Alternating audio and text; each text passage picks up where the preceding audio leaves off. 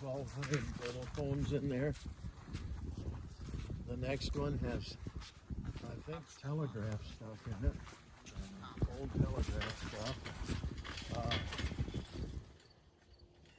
On this property here on Hess Road in Galesville, we have 33 semi-trailers that are full of mostly telephones.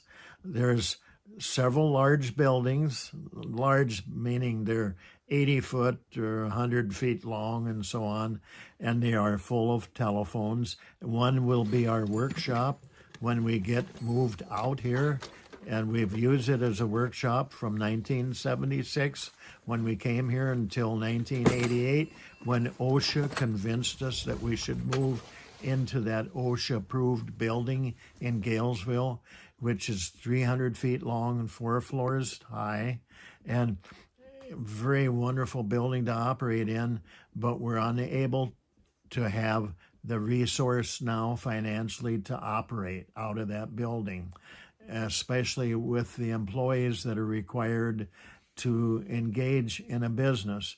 This is not an unusual circumstance to find a person in.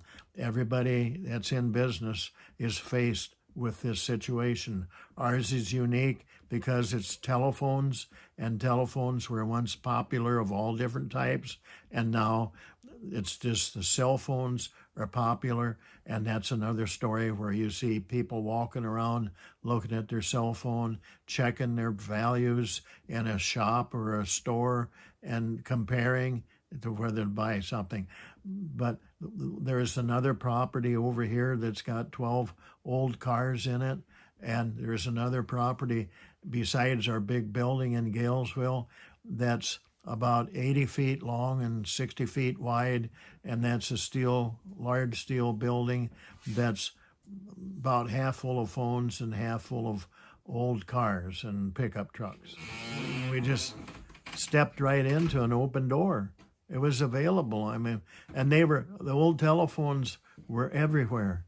And the buyers at first were collectors and dealers that operated in the larger populated areas of the United States like New York, Florida, and California.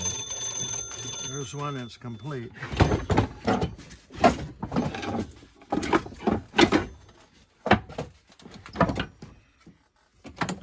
There's the transmitter. You talk into there, put that up to your ear. And this is the writing shelf that you put your notes. They showed you over there, the new ones.